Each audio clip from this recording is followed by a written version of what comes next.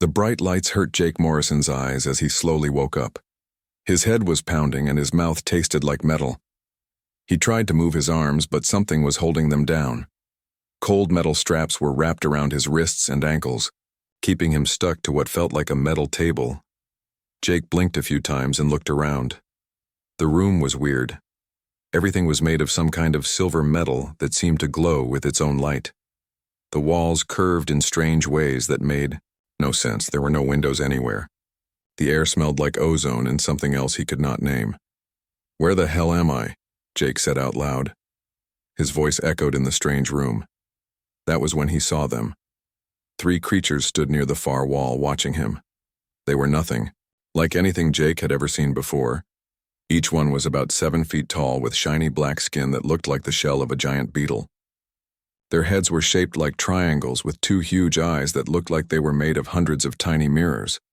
When they moved, Jake could hear their feet clicking on the metal floor like high heels.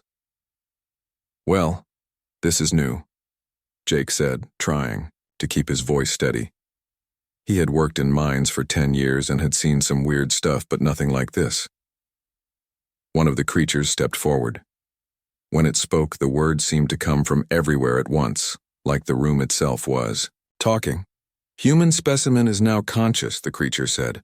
Its voice sounded like metal scraping against metal. "Beginning interrogation protocol." "Interrogation?" Jake said. "Look, if this is about those overdue library books, I can explain." The creature tilted its triangular head to one side. "This unit does not understand human humor response. I am Commander Vexthai of the Zephyrian Empire. You have been selected for study." Jake tried to sit up, but the metal straps held him down. "Selected for study? What am I, a lab rat? And what the hell is a Zephyrian?" "You are the first human we have captured," Commander Vexthai said. "Your species is unknown to us. We must learn about human weaknesses before we conquer your planet." Jake stared at the alien commander. "Conquer? You guys are planning to invade Earth?" "Invasion plans are already in motion," another creature said as it stepped forward. This one was smaller than the commander but moved with quick, nervous movements. "I am Dr. Clixmore, chief scientist of this vessel. Your species appears primitive, but we must be certain." Jake looked around the room again. He could see more aliens through what looked like a window in one wall. They were all watching him like he was some kind of zoo animal. "Primitive? We put men on the moon 70 years ago. We have nuclear weapons and the internet. How is that primitive?" "Your technology is crude," Commander Vexthai said. "We have conquered 47 different worlds. Each species believed they were advanced until they met us." 47? Jake said. "Damn, you guys have been busy." Dr. Clixmore moved closer to the table. Jake could see that its hands ended in sharp claws that clicked together when it moved. "Tell us about human military strength. How many soldiers does your species have? What weapons do you possess?" Jake thought about this for a moment.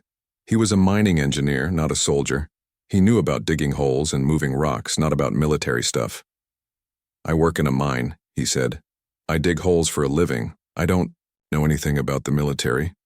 "You lie," Commander Vexthai said. "All captured specimens claim to know nothing of military importance." "I'm not lying," Jake said. "I was just doing my job on asteroid mining station Delta 7 when you guys showed up. One minute I'm checking rock samples, the next minute I wake up here." The third alien, who had been quiet until now, stepped forward. This one was different from the others. Its shell was a darker color and it had more scars across its surface. "Perhaps this human tells the truth, Commander. The location where we found him contained only mining equipment." "Thank you," Jake said to the scarred alien. "At least somebody around here has some sense." Commander Vexthai made a sound like steam escaping from a pipe. Jake guessed that was probably not a happy sound. "Very well.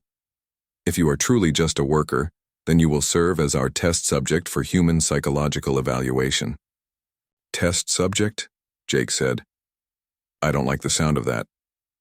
Dr. Clixmore moved to a control panel on the wall. "We will determine human fear responses.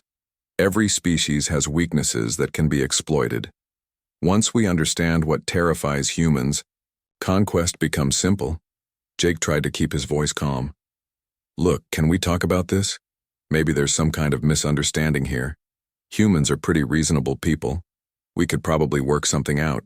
Negotiation is not possible, Commander Vexthai said. The Zephyrian Empire does not make deals with primitive species. We conquer or we destroy. That's a pretty limited worldview, Jake said. You ever consider that maybe some species might have something to offer, like, I don't know, friendship, trade agreements, really good pizza? The aliens looked at each other. Jake could not read their expressions, but he got the feeling they were confused. This human exhibits unusual behavior, Dr. Clixmore said to the commander. Most species show fear when captured. This one makes jokes. Maybe I'm in shock, Jake said. This is definitely not how I plan to spend my Tuesday. Commander Vexthai moved closer to the table. You should be afraid, human. We have methods of extracting information that have broken the will of every species we have encountered. Jake looked up at the alien commander. Even strapped to a table and surrounded by hostile aliens, he found himself more curious than scared. Growing up in Detroit had taught him that most bullies were just scared kids with anger problems. Maybe aliens were not so different. You know what? Jake said. I've had worse Tuesdays. Last month I got trapped in a mine shaft for 6 hours with nothing but stale sandwiches and warm beer. At least you guys have interesting architecture. The aliens exchanged what Jake assumed were confused looks. Dr. Clixmore moved back to the control panel and began pressing buttons with its clawed fingers. Prepare the terror gas, Commander Vexthai ordered. We will see how long this human's humor lasts. Jake closed his eyes and took a deep breath. Whatever was coming next, he figured, he might as well face it head on. After all, how bad could alien terror gas really be? Dr. Clixmore pressed a series of buttons on the control panel. Jake could hear machinery humming to life somewhere above his head. The sound reminded him of the old air conditioning unit in his apartment back in Detroit, the one that wheezed and groaned every summer but somehow kept working. Terror gas is now being prepared, Dr. Clixmore announced.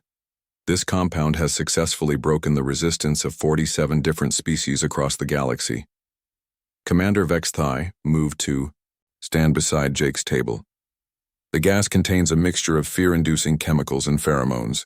It will cause your mind to experience overwhelming terror and despair. Most species surrender within minutes of exposure. Jake tried to shrug despite being strapped down. Well, that doesn't sound very pleasant, but I've smelled some pretty bad things in my time. You ever been downwind from a paper mill? That stuff will clear your sinuses for a week. The third alien, the one with the scarred shell, stepped closer. Commander, perhaps we should record this for the archives. The human's reaction may provide valuable data about his species. Agreed, Major Thexcole, Commander Vexthai said. Begin recording. Jake noticed that small devices around the room began to glow with a soft blue light. Great. I'm going to be famous. Mom always said I'd be on TV someday, but I figured it would be for winning the lottery or something. Dr. Clixmore looked at a display screen covered with alien symbols. Terror gas concentration is now at optimal levels, releasing into containment chamber in 3, 2, 1. Jake heard a soft hissing sound from vents in the ceiling. Say. Thick green gas began to pour into the room.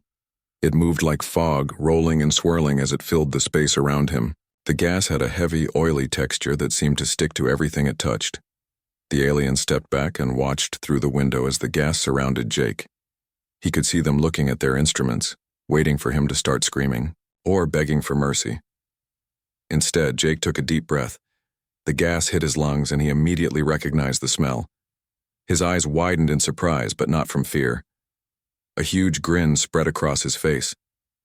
No way, Jake said, taking another deep breath. This is incredible. The aliens pressed closer to the window. Dr. Clixmore was frantically checking its instruments. Holy shit, Jake continued, breathing in the gas like it was fresh mountain air. This smells exactly like my dad's garage back home. You got motor, oil, rust, and... Wait, is that methane? Oh man, this is bringing back memories. Commander Vexthai's voice crackled through the intercom. The human appears to be experiencing equipment malfunction. Check all sensors immediately. All sensors are functioning normally, Dr. Clixmore reported. But this cannot be correct. The human's stress levels are actually decreasing. Jake closed his eyes and breathed deeply again. This is like being 12 years old again, helping my dad Bill work on our old Chevy every Saturday morning. He'd have that garage filled with exhaust fumes, oil smoke, and whatever chemicals he was using to clean parts. Mom used to yell at us to open the windows, but Dad always said a little. Pollution never hurt anybody. Impossible, Major Thexvara said. The terror gas is designed to trigger primal fear responses in all carbon-based life forms. You know what this reminds me of most? Jake said, settling back on the table like he was relaxing in a comfortable chair.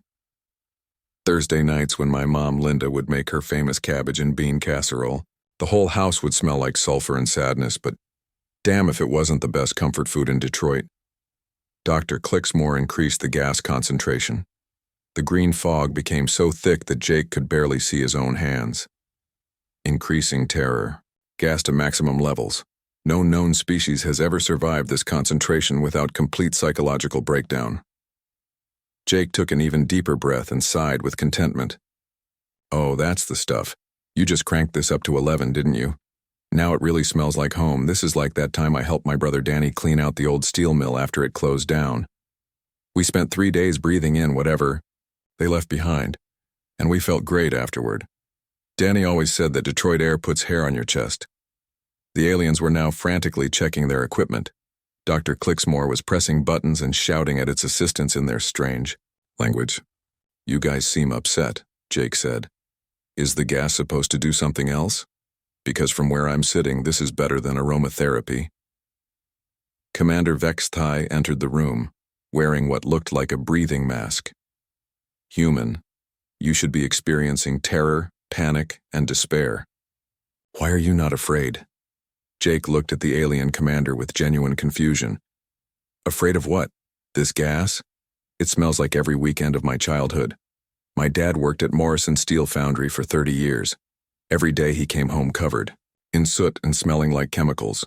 When I was a kid, I thought that was what fathers were supposed to smell like. This is impossible, Dr. Clicksmore said. The terror gas contains compounds that should cause immediate psychological distress in any sentient being. Look, Jake said, I don't know what you guys are used to, but where I come from, this is just Tuesday. I grew up in Detroit in the 1990s. The air quality was so bad that breathing was basically a daily challenge. My elementary school was built on an old chemical plant site. Half the kids in my class had some kind of respiratory problem, but we just called it character building. Major Thexvara was studying readings on a handheld device. Commander, the human's vital signs indicate he is actually more relaxed than when we began. That's because this stuff is nostalgic, Jake explained. It's like my childhood in a bottle. You want to know what scared me as a kid? Clean air. Every time we went camping up north, I couldn't sleep because it was too quiet and the air didn't have any personality to it. Commander Thexvara removed his breathing mask and stared at Jake. Your species finds our most powerful psychological weapon pleasant? Pleasant, Jake said. This is downright therapeutic. You could bottle this stuff and sell it to homesick Detroiters. Call it Ode to Motor City or something. Dr. Clicksmore was now speaking rapidly to other aliens who had gathered around the window. Jake could not understand their language, but they all sounded very concerned. Tell me about your planet, Commander Thexvara said. What is the air like there? Jake thought for a moment. Well, it depends on where you are. Big cities like Detroit, Los Angeles, or Beijing have really flavorful air. Lots of character. Small towns are pretty boring air-wise, but even the clean places have something going on. Pollen, dust, salt spray from the ocean. Earth keeps things interesting. And humans enjoy this? We don't really think about it, Jake said. It's just life. You adapt to whatever you're born into. My great-grandfather worked in the coal mines. My grandfather worked in the auto plants. My dad worked at the steel mill. Every generation, we just got used to whatever the air was like. The aliens were now having what appeared to be an urgent conference outside the window. Jake could see them waving their arms and pointing at their instruments. Hey, Jake called out. If you guys are done with the gas treatment, you think I could get some water? All this reminiscing is making me thirsty. Commander Thexvara looked at Dr. Clicksmore, then back at Jake.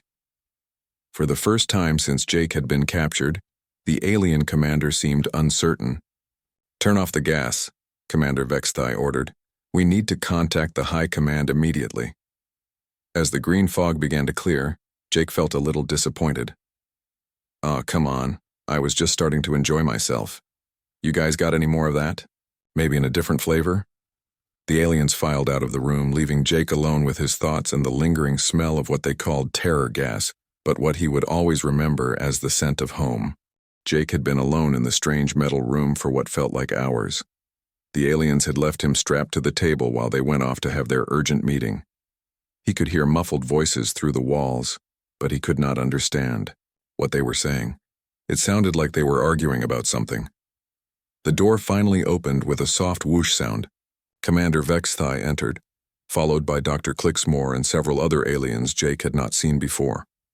One of them was much larger than the others, with elaborate markings carved into its shell. "Human," Commander Thexvara said. "I have contacted our High Command about your unusual reaction to our terror gas." "Let me guess," Jake said. "They told you to try harder?" The large alien stepped forward. When it spoke, its voice was deeper and more commanding than the others. "I am General Korthvex of the Zephyrian Warfleet. I have conquered more worlds than you have years in your short life, human. Your resistance to our methods is interesting." Jake looked up at the general. "Nice to meet you, General. I'm Jake Morrison from Detroit. I fix broken mining equipment for a living." "Yes," General Korthvex said. "We have learned about your profession. Tell me, human Jake Morrison, what is this Detroit place you speak of?" "Detroit?" Jake said. "It's a city in Michigan. Well, it used to be a bigger city. These days it's kind of rough around the edges, but it's home."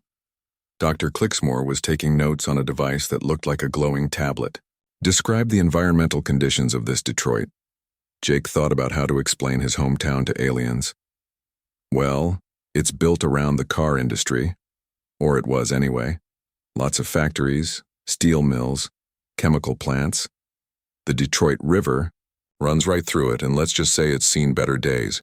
The air has character, like I said before." "Character?" General Korthvex asked. "You know, personality. It's got substance to it. You can taste it when you breathe. Metallic, oily, with hints of whatever the wind brings in from the industrial district." The aliens exchanged looks. Major Thexvara spoke up. "Human, are you saying that your species intentionally lives in poisoned environments?" Jake laughed. "Poisoned? That's a strong word. Look, humans have been living in cities for thousands of years. We burn things for energy. We make things in factories. We drive cars around. It all adds up, but we adapt." "Adapt?" Dr. Clixmore said. "How?" "Our bodies get used to it," Jake explained. "My dad Bill worked in that steel foundry for 30 years. Every day he breathed in metal dust, chemical fumes, and whatever else was floating around. But he was strong as an ox until the day he retired. Same with my mom Linda. She worked as a safety inspector at a chemical plant. She could walk into any factory and tell you exactly what was being made just by smelling the air." General Korthvex moved closer to the table. "Your parents worked in what we would consider hazardous waste facilities?" "Hazardous waste?" Jake said. "They were just jobs. Good-paying jobs, too. My whole family worked in heavy industry. My brother Danny specializes in cleaning up chemical spills. My uncle Pete ran a salvage yard where they broke down old cars and machinery. We're not scared of a little dirt and grime." Dr. Clixmore was frantically taking notes. "This is remarkable. The human describes multi-generational exposure to industrial toxins as normal behavior." "Because it is normal," Jake said. "At least where I come from. You go to work, you do your job, you come home. Sometimes the job involves chemicals or dangerous machinery. Sometimes you work underground or in tight spaces. You just deal with it.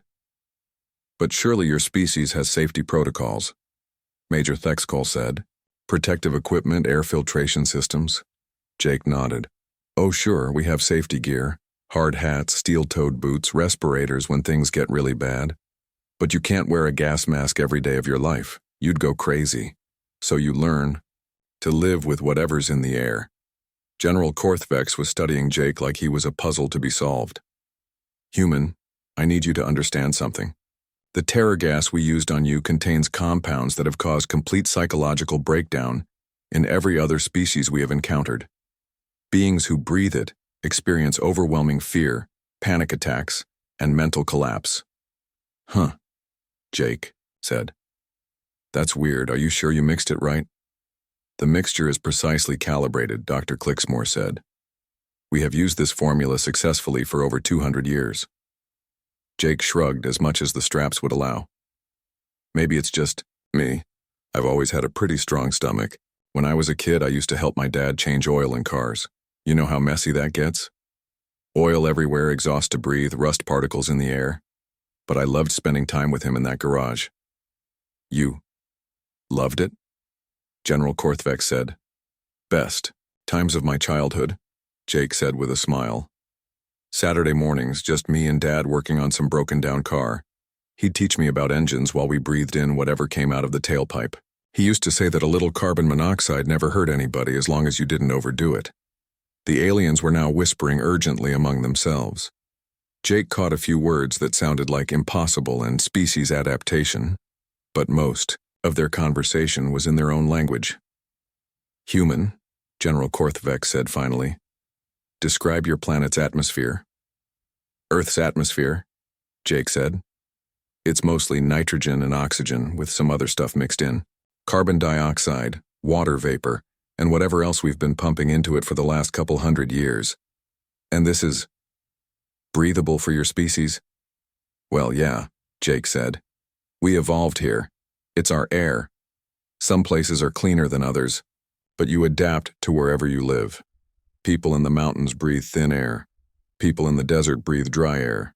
People in cities breathe thick air. Your lungs just get used to it. Dr. Clixmore was now consulting with several other scientists who had entered the room. They were all looking at data on their devices and shaking their heads. Human Jake Morrison, General Korthvek said, I am beginning to suspect that your species may be more resilient than we initially calculated. Resilient? Jake said. I guess so. We're pretty tough to kill.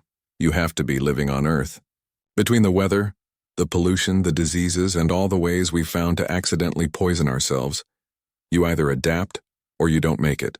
What do you mean by poison yourselves? Major Thexvara asked. Jake laughed. Where do I start? We put lead in our gasoline for decades. We used asbestos in our buildings. We dumped chemicals in our rivers. We built cities on top of old garbage dumps. We eat food with preservatives that would probably kill smaller animals, but we keep going. Your species intentionally contaminates its own environment? Dr. Clixmore asked in horror.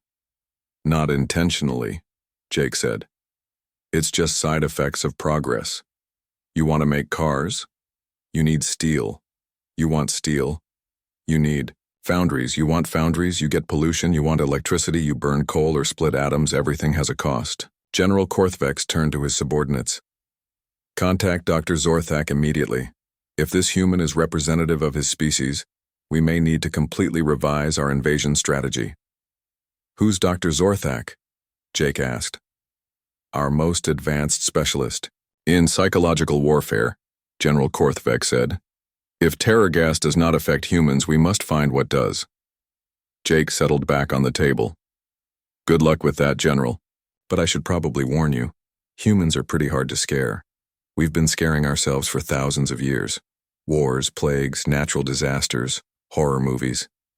We kind of enjoy being frightened as long as we know we're going to survive. The aliens filed out of the room again, leaving Jake alone with his thoughts. He wondered what this Dr. Zorthak would try next. Whatever it was, he figured it probably would not be any worse than the time he got trapped in a collapsed mine shaft with nothing but stale energy bars and his own thoughts for company. After all, how scary could alien psychology really be? Jake woke up to the sound of new voices in the hallway. He had managed to doze off despite being strapped to the metal table. Growing up in Detroit had taught him to sleep anywhere, even with the sound of traffic, construction, and his neighbors. Loud music. A quiet alien spaceship was actually pretty peaceful by comparison. The door opened and Commander Vexthai entered with someone Jake had not seen before. This new alien was different from the others. Its shell was a deep purple color instead of black, and it moved with smooth, careful steps. Strange symbols were carved into its forehead, and its eyes seemed to glow with a soft blue light. "Human, Jake Morrison," Commander Vexthai said. "This is Dr. Zorac, our leading expert in psychological warfare and mental manipulation." Dr. Zorac stepped closer to the table. When it spoke, its voice was softer than the other aliens, almost hypnotic. "Greetings, human. I have traveled far to meet you. Your resistance to our terror gas has caused quite a stir among our scientists." "Nice to meet you too, Doc," Jake said. "I hear you're the expert on scaring people. That must be an interesting job." "Indeed it is," Dr. Zorac said. "I have studied the fears and nightmares of 47 different species. Each one has specific triggers that cause overwhelming terror. I have never failed to break a subject's resistance." Jake looked up at the alien doctor. "Well, there's a first time for everything, I guess. What's your plan? More gas, loud noises? Are you going to make me watch reality TV?" Dr. Zorac made a sound that might have been laughter. "Nothing so crude, human. I am going to use our most advanced psychological weapon. It is called the nightmare inducer. It scans your brain patterns and creates vivid hallucinations based on your deepest fears and worst memories." "Hallucinations?" Jake said. "Like VR? That actually sounds kind of cool. I never tried virtual reality before." "This is not entertainment," Dr. Zorac said seriously. "The nightmare inducer forces you to experience your most terrifying memories, over and over. It finds the moments in your life that caused you the most pain, fear, and suffering, then makes you live through them again until your mind breaks." Jake thought about this for a moment. "Huh, so it's like therapy but backwards?" Dr. Zorac tilted its head. "I do not understand." "Well, in therapy you talk about your bad memories to get over them. Sounds like your machine makes you face them head on. Might actually be helpful in a weird way." Dr. Zorac looked at Commander Vexthai with confusion. "This human's responses are unlike anything I have encountered. Most species become terrified just hearing about the nightmare inducer." "Tell me about it," Commander Vexthai said. "He thought our terror gas smelled like home." "Fascinating," Dr. Zorac said, moving to a large device that had been wheeled into the room. It looked like a metal helmet connected to a bunch of wires and blinking lights. "Well, let us see how you react to experiencing your actual nightmares."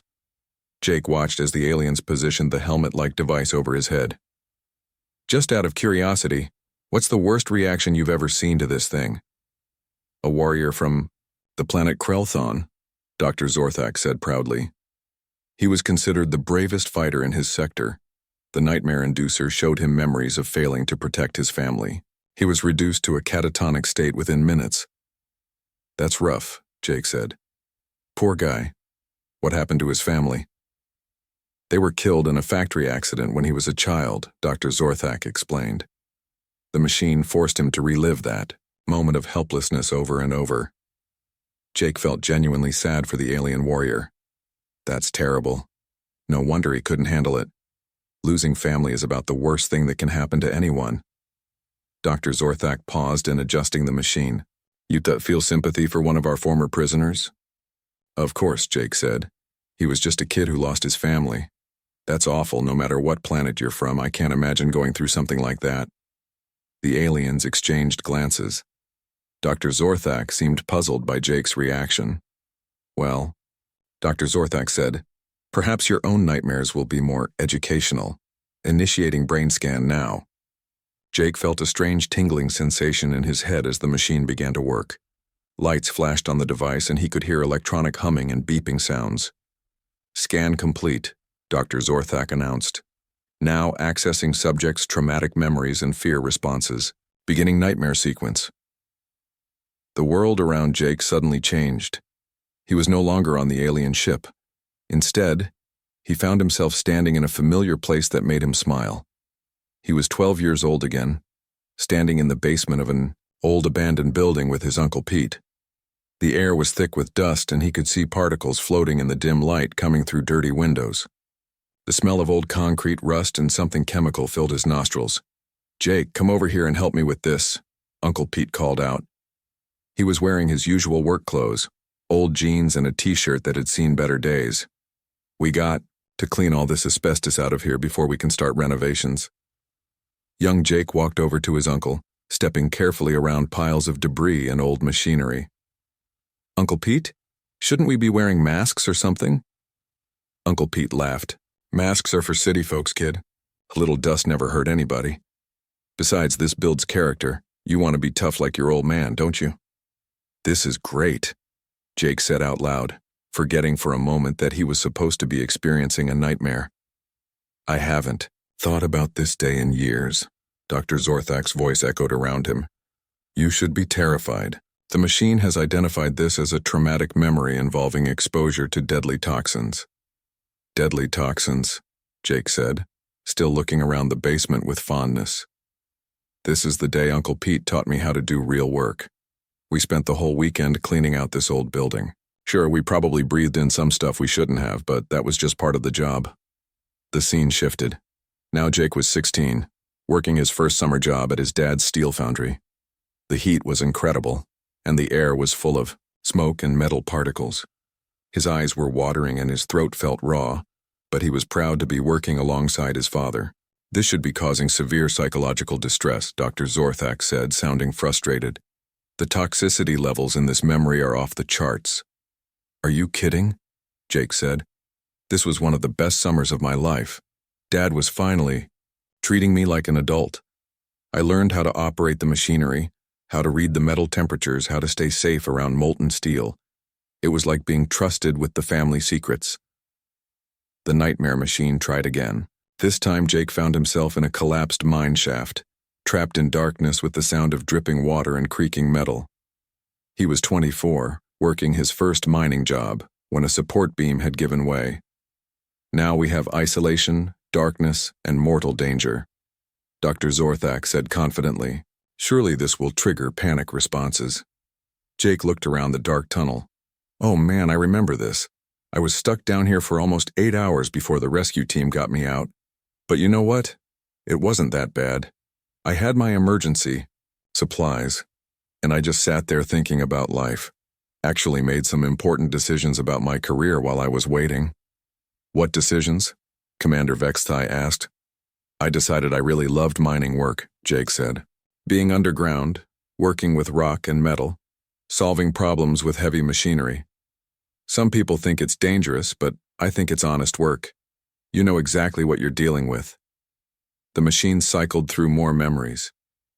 Jake trapped in a chemical spill, laughing with his co-workers about how they all smelled like rotten eggs. Jake working overtime in a factory with broken ventilation, bonding with his team as they joked about breathing character-building air. Jake helping his brother Danny clean up an industrial accident, proud that his family was trusted to handle the dangerous jobs that other people couldn't do. Each memory that was supposed to terrify him instead filled Jake with warmth and pride. These were the moments that had made him who he was, the times when he had proven he was tough enough to handle whatever life threw at him.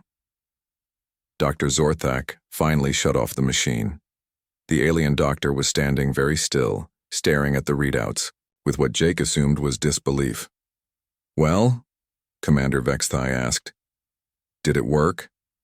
Dr. Zorthak slowly shook its head. This is impossible. The human's stress levels actually decreased during the nightmare sequence. He became more relaxed and happy as the traumatic memories played. That's because they weren't traumatic, Jake explained.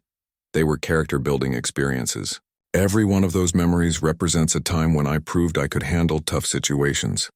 Why would I be scared of my own accomplishments? Dr. Zorthak looked at Commander Vexthai with something that might have been panic.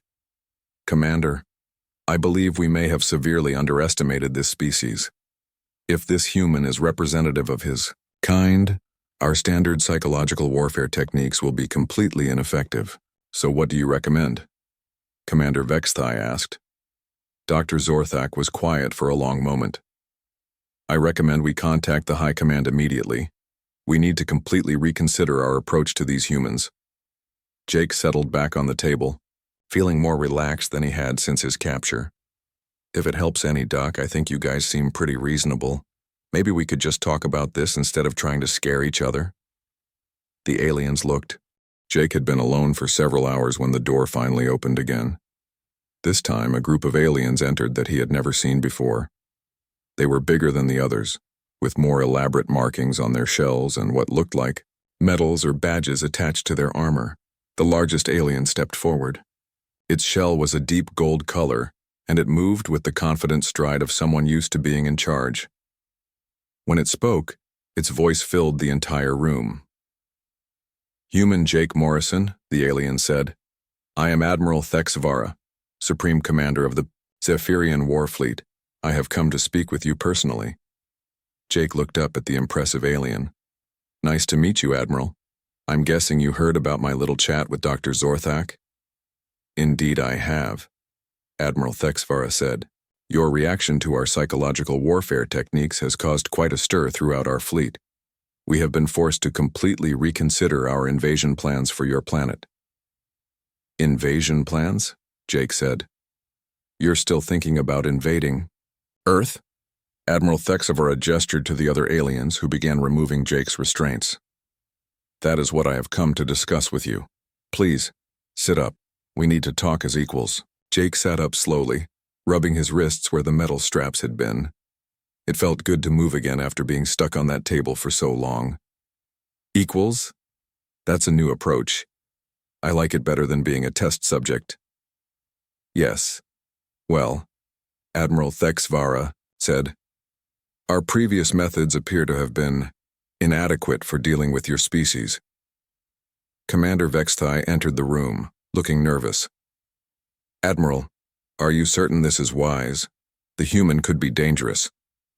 Admiral Thexvara looked at Commander Vexthai with what Jake assumed was annoyance. "Commander, this human has been exposed to our most powerful weapons and responded by becoming nostalgic. I believe we can manage a conversation." Jake stretched his arms and legs, working out the stiffness. "So what did you want to talk about?" "Admiral, I want to understand your species," Admiral Thexvara said. "We have conquered 47 worlds using fear and intimidation. Every species we have encountered has specific weaknesses that we can exploit. But you seem to have no weaknesses at all." Jake laughed. "Oh, we have plenty of weaknesses, we just don't scare easy. You want to know what really scares humans?" "Yes," Admiral Thexvara said eagerly. "What terrifies your species?" Jake thought for a moment. "Boredom. Nothing scares a human more than having nothing to do. We're always looking for challenges, problems to solve, things to build or fix. You want to torture a human? Stick them in a perfectly safe, comfortable room with no work to do. They'll go crazy within a week." Dr. Zorac entered the room, still looking shaken from his earlier experience. "Admiral, I have completed my analysis of the human's psychological profile. His reactions are consistent with a species that has evolved under extreme environmental pressure." "Explain," Admiral Thexvara said. "The human's planet appears to be what we would classify as a death world," Dr. Zorac said. "Toxic atmosphere, unstable climate, dangerous wildlife, and a population that has spent thousands of years making their environment even more hazardous." Jake nodded. "That's a pretty accurate description of Earth. We're not the nicest planet in the galaxy, but we make it work." "But why?" Admiral Thexvara asked. "Why do your people choose to live in such conditions?" "We don't choose it," Jake explained. "It's just where we evolved. Earth is our home. Sure, it's got problems, but every place has problems. The trick is learning to work with what you've got." Admiral Thexvara began pacing back and forth. "This changes everything. We assumed your species was primitive because your technology is less advanced than ours. But now I understand that you are primitive in the same way that a wild animal is primitive. You are perfectly adapted to survive in conditions that would kill us." "Hey now," Jake said. "We're not animals. We're just tough. There's a difference." "Of course," Admiral Thexvara said quickly.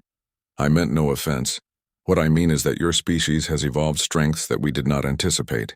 Commander Vexthai spoke up. "Admiral, what are your orders regarding the invasion?" Admiral Thexvara stopped pacing and looked at Jake.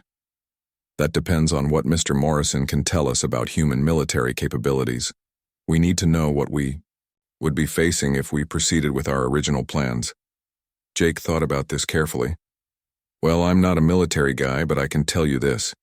Humans don't like being pushed around. And we're really good at breaking things when we get angry. You might win a war against us, but it would cost you a lot more than you're expecting. Elaborate, Admiral Thexvara said. Humans have been fighting each other for thousands of years, Jake said. We've gotten pretty good at it. We have weapons that can level entire cities. We have soldiers who consider it an honor to die for their country. And we have a really bad habit of never giving up, even when we're losing. Dr. Zorac was taking notes.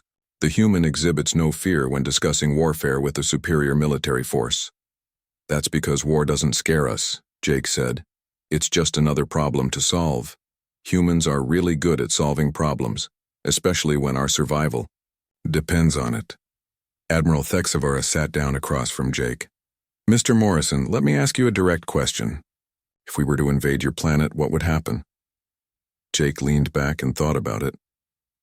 Honestly, you'd probably win the first battles. You've got better technology, and you caught us by surprise. But humans are stubborn. We'd figure out how to fight back. We'd learn from our mistakes. And we'd keep fighting until either we won or there was nothing left to fight for. Even if the cost was enormous? Especially if the cost was enormous, Jake said. That's when humans are at their best. When everything looks hopeless and we're backed into a corner, that's when we do our most creative thinking. Admiral Thexvara was quiet for a long moment. Mr. Morrison, what would it take for our species to coexist peacefully? Jake brightened up. Now, that's a much better question. Humans are actually pretty friendly when you get to know us. We like making friends, trading goods, sharing knowledge. We just don't like being conquered. What do you propose? Well, Jake said, you could try asking nicely instead of invading. Humans respond really well to politeness and respect. Show up with gifts instead of weapons. Offer to trade technology instead of demanding surrender. You might be surprised how reasonable we can be. Admiral Thexvara looked at her officers. Commander Vextai, send a message to the High Command. Tell them we are suspending invasion plans pending further negotiations. Admiral? Commander Vextai said in surprise. A species that treats our ultimate weapons as aromatherapy is not one we want to fight, Admiral Thexvara said. Mr. Morrison, would you be willing to serve as an ambassador between our species?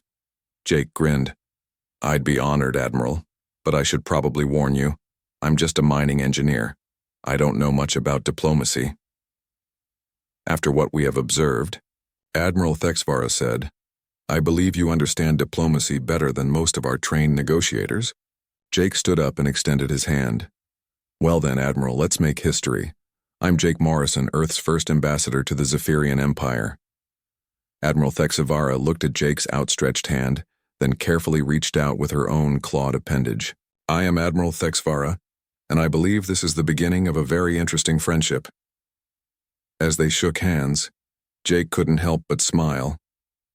Wait until you meet the rest of humanity, Admiral. If you think I'm tough, you should see what my mom can do with a wooden spoon and a bad attitude. The aliens looked at each other with what Jake was learning to recognize as concern, mixed with curiosity. He had a feeling that introducing the Zephyrians to Earth was going to be quite an adventure. But then again, Jake Morrison had never backed down from a challenge in his life, and he wasn't about to start now.